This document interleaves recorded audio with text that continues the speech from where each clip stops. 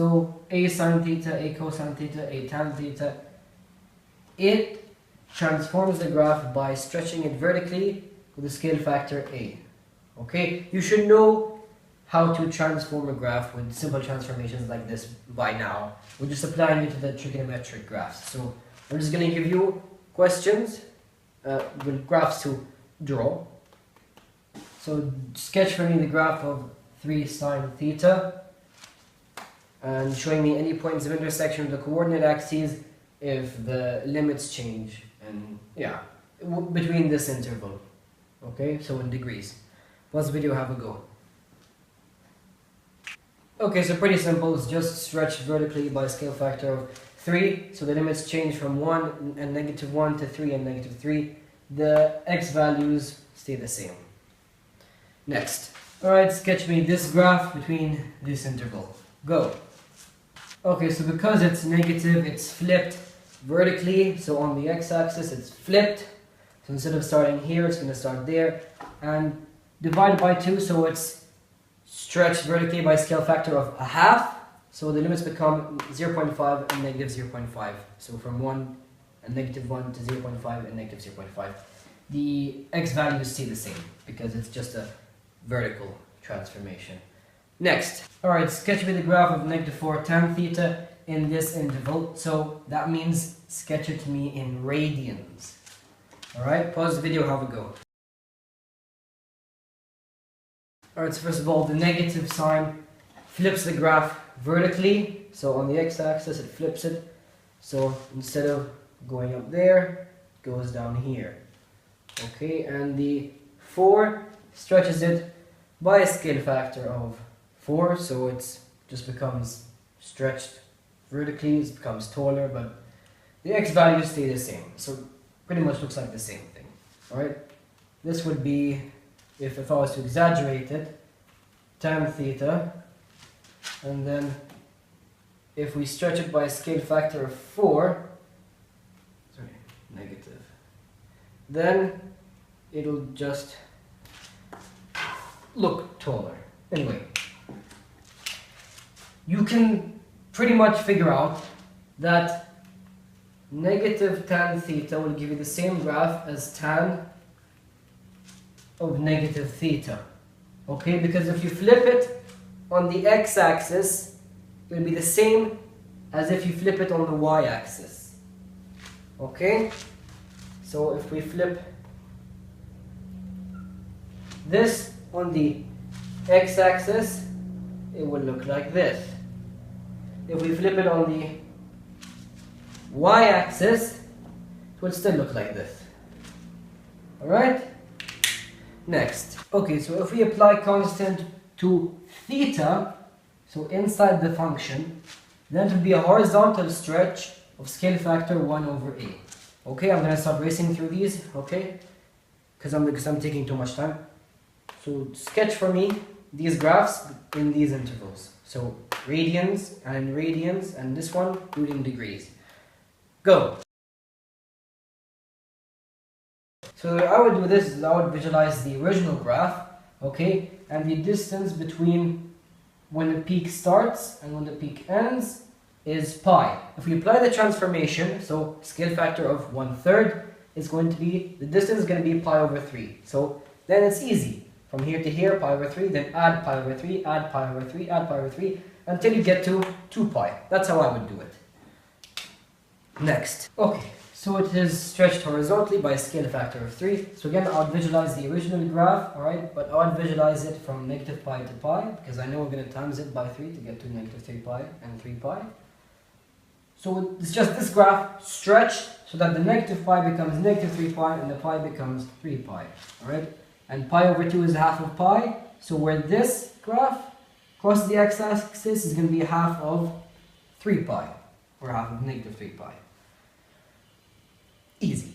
Next. Okay, so again, visualize the original graph, but for the transformations, especially horizontal transformations for tan, I focus on the asymptotes and how the transformation affects the asymptotes. Because if you know where the asymptotes are, it's easy to draw the curve in between the asymptotes.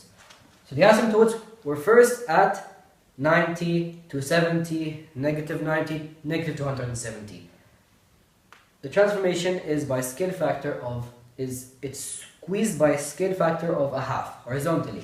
So the asymptotes are now negative 45, 45, 135, negative 135, alright? 90 over 2 and 270 over 2. Also, you could look at it this way. The distance between the asymptotes was 180. We applied the transformation, so times by a half. The distance between them is now 90. So distance between negative 45 and 45 is 90. Distance between 45 and 135 is now 90. Okay? And also, because of the negative sign, it's flipped horizontally, so on the y-axis. Alright, sine theta plus a, cosine theta plus a, and tan theta plus a. The easiest transformation, in my opinion, is just a vertical translation of a. So I'm going to race through these, okay, sketch me these graphs, and to make it more challenging, show me any points of intersection with the x-axis or the y-axis. Okay? Go. Okay, so this graph looks like this. It's just moved 1 unit upwards. Alright, it crosses the x-axis at 270. Next. Okay, so it's basically translated by a half downwards. Okay, and where it crosses the x-axis at 60 and 300 degrees. If you don't know the cosine graph well, and you're finding it difficult to figure out where it crosses the x-axis, just solve for cosine theta. Negative a half is equal to 0. Alright? Then you put it into your calculator, inverse cosine of a half gives you 60. And by using the rule of the symmetry or periods, you can find the other solution, which is 300. Okay, but that's for solving equations. We're not going to talk about that in this video, so let's move on. Alright, the whole graph is shifted by 3 units upwards, and this is where it now crosses the x-axis. Alright, let's move on to the next type of transformation. Alright, in this case, it's a horizontal translation of negative alpha. Okay? So, try sketching me these graphs and these intervals, and I'll go through them. Go. Okay, so the whole graph is shifted by pi over 4 to the left. Now again, think asymptotes. Where was the asymptote originally? Pi over 2. Okay?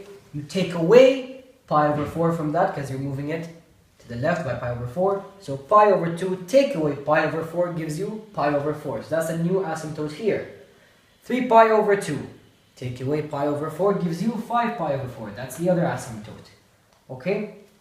The tan graph crosses the x-axis at pi and 2 pi. Take away pi over 4 from those two values, you get 3 pi over 4 and 7 pi over 4. So just your original values, and then you just transform them. Alright, so you gotta know these graphs really well. If you want to find where it crosses the y-axis, then that is going to be when theta is 0. So just substitute value of 0 into theta, tan 0 plus pi over 4, so tan of pi over 4 is 1. Next. Okay, so the whole graph is shifted by 30 to the right. Okay, so what were the original places where the sine graph crossed the x-axis? At 0, at 180, and at 360.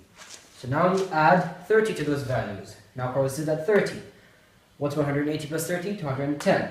Alright, but you can't do 360 plus 30. You can't draw 390 into this graph because it's not in the interval theta is smaller than or equal to 360, bigger than or equal to 0. Remember to draw the graph in the interval, okay? And I want to find out where it crosses the y-axis. You just substitute the value of 0 into theta and you get sine of negative 30, which is equal to negative a half. Next, now horizontal transformations for the cosine graph is basically the same principle for the sine graph, because the cosine graph is basically a transformation of the sine graph itself. So, this whole graph is shifted by 50 units to the left. Alright, so the cosine graph originally crossed the x-axis at 90 and at 270.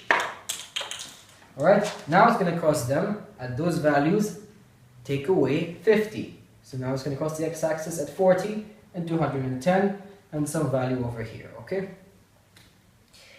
Where it crosses the y-axis again, put in the value of 0, cosine of 0 plus 50. cosine 50 gives you that value. That's it. This has been the Awesome Tutor. Bye.